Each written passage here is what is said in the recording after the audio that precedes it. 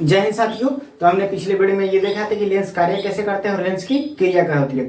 अब इस वीडियो में हमको ये देखना है कि यदि लेंस के हम विभिन्न पद भी देखेंगे और लेंस के देखेंगे कि लेंस के अगर हम F1 पे रखते हैं तो उसका प्रतिबिंब कहाँ बनेगा, यदि F2 पे रखते हैं तो उसका प्रतिबिंब कहाँ रखेगा, उसी तरह से 2F1 पे और 2F2 पर रखेंगे तो उसका प्रतिबिंब कहाँ बनेगा। यानी अब इस वीडियो में हमको ये देखना है कि प्रतिबिंब कैसे बनता है, किसी वस्तु को कहाँ पर रखेंगे तो उसका प्रतिबिंब कैसे बनेगा। ठीक है, तो आइए चलिए, हम पहले से तैयार कर चुके हैं, अब हमको बस इसको समझ लेना है।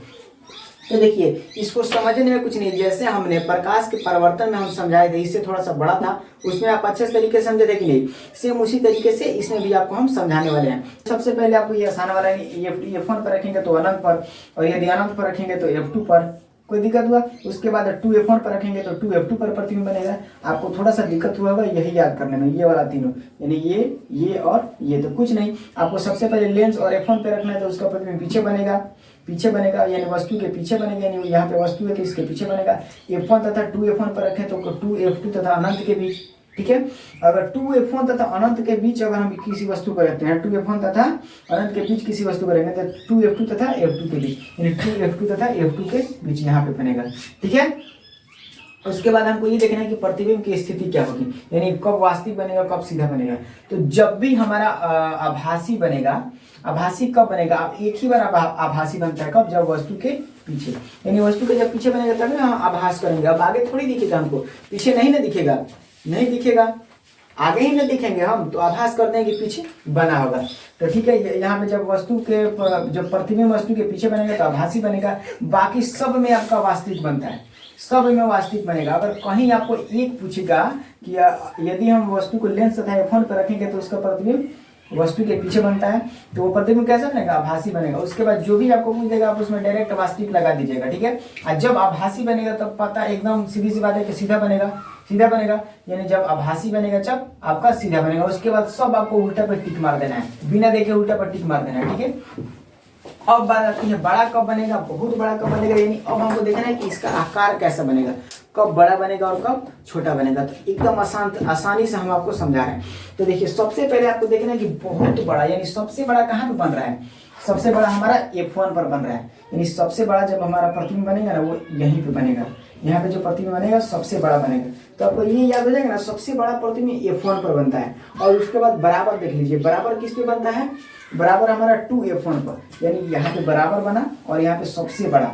ठीक है, यानी वस्तु का सबसे बड़ा प्रतिबिंब किस में बनता है, तो F1 पर। लेंस में वस्तु का सबसे बड़ा प्रतिबिंब कहाँ बनता है, तो F1 पर, और लेंस में बराबर प्रतिबिंब कहाँ बनता है, तो 2F1 पर। ठीक है, अब देखिए इधर बराबर हो रहा है और इधर बड़ा बनेगा, यानी इसके बाद देखिए यहाँ पे बड़ा और यहाँ पे बराबर हो गया।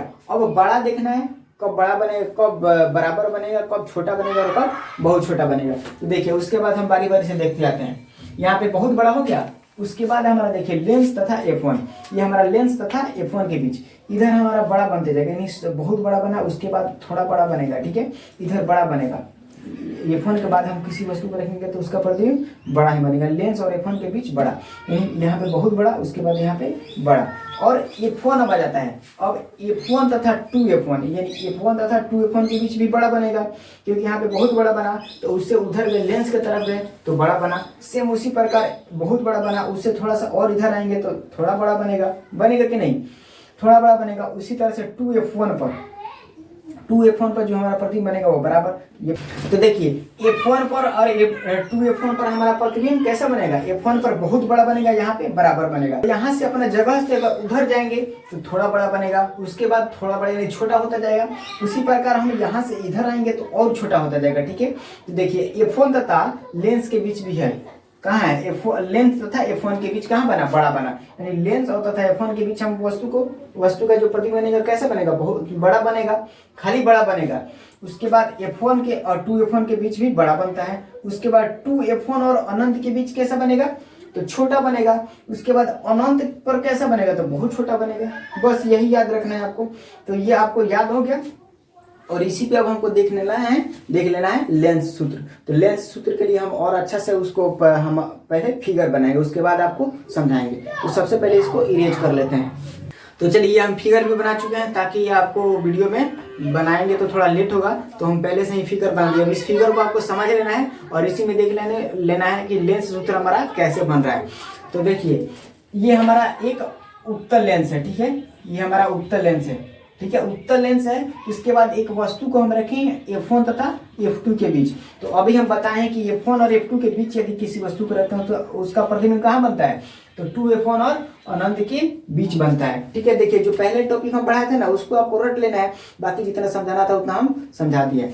तो देखिए किसी वस्तु को हम F1 और F2 के बीच रखें तो उसका प्रतिबिंब 2F1 और अनंत के बीच बना है। तो ये प्रतिबिंब कैसे बना है, तो देखिए यानी ये किसी वस्तु को रखें तो यहाँ से जो हमारा प्रकाश गया वो दर्पण लेंस पे पड़ा, और लेंस से अपवर्तन के बाद यहाँ से क्या फोकस पर पड़ के, यानी फोकस पर पड़ने के बाद और ये आगे बढ़ता गया। उसके बाद हम पढ़े हैं ये हमारा क्या है, प्रकाश केंद्र है, ठीक है, प्रकाश केंद्र है। तो प्रकाश केंद्र पर यदि हम किसी वस्तु को डालते हैं तो इधर उधर विचलित नहीं होता है, तो इसीलिए हम एक प्रकाश केंद्र से प्रकाश को ले गए हैं, तो ये इधर उधर नहीं गया है, और ये जो प्रकाश गया है वो लेंस पर पड़ने के बाद अपवर्तित हो गया है, ठीक है। तो ये देखिए जाके मिला कहाँ है, जिस बिंदु पर मिलता है वहीं पर ना प्रतिबिंब बनता है। तो यहाँ पे हमारा प्रतिबिंब बना, तो जो प्रतिबिंब हमारा बना है वो A' प्रतिबिंब बना है, ठीक है। तो या इसी पे हमको देखना है कि कहाँ से कहाँ की दूरी को U मानते हैं, कहाँ से कहाँ की दूरी को V मानते हैं, और कहाँ से कहाँ की दूरी को F मानते हैं। तो इसी को हमको देखना है। तो लेंस और वस्तु के बीच की दूरी को क्या मानते हैं, U मानते हैं, ठीक है। और देखिए लेंस से लेकर के, यानी यहाँ से लेकर के और प्रतिबिंब के बीच की दूरी को V मानते हैं, ये V है, V मानते हैं, ठीक है। और लेंस से लेकर के फोकस, यानी हमारा फोकस यहाँ पे कटा है प्रकाश, तो यही ना फोकस हमारा होगा। तो यहाँ से लेकर के और यहाँ के बीच की दूरी को फोकस कहते हैं। लेंस से फोकस के बीच की दूरी को क्या कहते हैं, फोकस कहते हैं, जहाँ पे प्रतिबिंब काटा है। और इसी को ये जो हमारा पॉइंट मिला, एक V मिला, एक U मिला और एक F मिला, F मिला, ठीक है। तो इसी को हम एक सूत्र के द्वारा निरूपित, एक सूत्र के द्वारा प्रदर्शित कर देता है, उसी को हम कहते हैं लेंस सूत्र। तो लेंस सूत्र क्या होता है, लेंस सूत्र क्या होता है हमारा 1/V minus 1/U equal to 1/F, यही हमारा क्या होता है लेंस सूत्र। तो लेंस सूत्र आप इसको याद रखिएगा, ठीक है। लेंस सूत्र 1/V minus 1/U equal to 1/F होता है। और कैसे बना प्रतिबिंब वो हम दिखा दिए।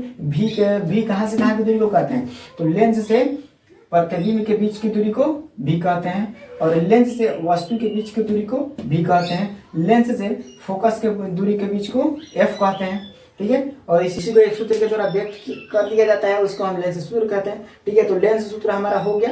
इसके बाद एक टॉपिक आता है आपका चिन्ह परिपाटी। तो जिस प्रकार चिन्ह परिपाटी हम ये बताए थे दर्पण में प्रकाश के परावर्तन में, उस वही चिन्ह परिपाटी आपका इसमें भी होता है। आप बना लीजिएगा, और उसमें दो जो इम्पोर्टेंट है वो हम बता देते हैं, ठीक है। देखिए इसके बाद आगे का टॉपिक आता है चिन्ह परिपाटी। तो जिस प्रकार हम चिन्ह परिपाटी प्रकाश के परावर्तन में बताए हुए थे, सेम उसी प्रकार से इसमें भी है। लेकिन आपको इसमें दो पॉइंट याद रखना है। अगर जो लोग नहीं पढ़े हैं वो उस वीडियो को आप देख लो, क्योंकि इसमें हम पूरे अच्छे तरीके से बताए हुए हैं। इसमें शॉर्ट तरीका बताए हैं क्योंकि इसमें हम बता चुके हैं। तो देखिए, लेकिन आपको दो पॉइंट याद रखना है। कौन कौन सा, इसको आप नोट्स में लिख लीजिएगा, एक नंबर में लिख लीजिएगा। जो उत्तल लेंस होता है, उत्तल लेंस का फोकस जो होता है वो हमारा धनात्मक होता है, धनात्मक होता है, यानी वो प्लस होता है। और अवतल लेंस, अवतल लेंस का जो फोकस होता है वो हमारा ऋणात्मक होता है, ऋणात्मक, यानी ये माइनस में होता है, ठीक है। यही दो आपको याद रखना है, क्योंकि एग्जाम में पूछ देगा ऑब्जेक्टिव में, आपको ऑब्जेक्टिव में ही पूछेगा कि उत्तल लेंस का फोकस हमारा होता है कैसा, धनात्मक। तो अवतल लेंस का फोकस कैसा होता है, तो ऋणात्मक होता है। इस बात को आप याद रखिएगा। इसके बाद आपका आगे का टॉपिक एक आता है आवर्धन। तो आवर्धन सेम उसी प्रकार से जैसे हम प्रकाश के परावर्तन में था उसी प्रकार से इसमें भी, लेकिन बता देते हैं इसमें भी ताकि आपको याद रहेगा। आवर्धन बराबर क्या होता है, वस्तु की प्रतिबिंब की ऊंचाई बटा वस्तु की ऊंचाई। ये प्रतिबिंब की ऊंचाई और ये वस्तु की। देखिए ये प्रतिबिंब हमारा बना है H' और हमारा वस्तु क्या है, प्रतिबिंब हमारा बना है A' और वस्तु हमारा क्या है A। तो उसी प्रकार से ये हमारा प्रतिबिंब की ऊंचाई h है और h डैश है, और जो वस्तु की ऊंचाई है वो हमारा h है। इसी को हम भाग देंगे, जो आएगा वो हमारा आवर्धन आएगा। आवर्धन क्या होता है ये सब हम बता रखे हैं, तो आप इसको याद रखिएगा। इसमें एक आपको टॉपिक मिलता है लेंस की क्षमता, तो लेंस की क्षमता को भी हम जान लेते हैं। तो इसको हम थोड़ा सा इरेज कर लेते हैं। लेंस की क्षमता, तो लेंस की क्षमता को हम P से डिनोट करते हैं, और इसका जो फॉर्मूला होता है 1/f होता है। लेंस की क्षमता का इसका एसआई मात्रक होता है, इसका जो एसआई मात्रक हमारा होता है वो होता है डायोप्टर, उसको D से हम डिनोट करते हैं। और इसी को एक D बराबर कितना होता है, D बराबर होता है मीटर m के पावर -1। तो इसको भी आप याद रखिएगा कि देखिए एक D बराबर आपका क्या होता है 1 इंटू m के पावर -1, तो इसको भी आप याद रखिएगा। तो लेंस की क्षमता को किससे डिनोट करते हैं, तो P से। इसका फॉर्मूला क्या होता है 1/f होता है। उसके बाद इसका एसआई मात्रा क्या होता है, इसका एसआई मात्रा क्या होता है डायोप्टर, और डायोप्टर को एक डायोप्टर बराबर कितना होता है 1 इंटू m का पावर -1, तो ये होता है। इसके बाद आपका एक लेसन और खत्म, यानी लेंस का अपवर्तन भी आपका खत्म हो चुका। तो आपका 2 लेसन हम खत्म कर चुके, प्रकाश का परावर्तन और प्रकाश का अपवर्तन। तो अब आपका अगला लेसन भी कल से, यानी तुरंत आपको कल से स्टार्ट किया जाएगा। मात्र आप इसमें कितने 3-4 लेसन बचे हुए हैं, उसको जल्दी से देख लिया जाएगा 1 सप्ताह के अंदर। और हम आप लोग से बस बार बार कह रहे हैं कि आप लोग तैयारी करिए, बार बार वीडियो को देखिए और याद करिए। जो लोग नहीं पढ़े हैं, जो लोग नहीं पढ़े और चाहते हैं कि हम भी मैट्रिक का एग्जाम निकाल लें अच्छे नंबर से, अच्छे परसेंटेज से, तो इस ये जो चैनल आपको है वो आपको उतना नंबर और उतना परसेंटेज, यानी आपको मनोकामना पूरा करेगा। कब, जब आप लगातार वीडियो को देखिएगा और जो भी आपको नोट्स दिया जा रहा है उसको आप याद करिएगा। तो देखिए हम कितना मेहनत करके 2 चैप्टर खत्म कर चुके हैं, और मैथ का भी चैप्टर खत्म होते जा रहा है। अब तुरंत आपको नया विषय स्टार्ट किया जाएगा। तो हम कहेंगे कि आप लोग मेहनत करिए और जो भी पढ़ाया जा रहा है याद रखिए, ताकि हमारे मेहनत का कुछ फल मिले। हम कहाँ से फल मिलेगा, आप पढ़ोगे तब ना, आपका अच्छा नंबर आएगा तभी फल मिलेगा। ठीक है, धन्यवाद, इतना ही कहेंगे। और आप याद करिए और पूरा नोट्स को भी याद करिए और रिवीजन करते रहिए। Thank you. चलिए।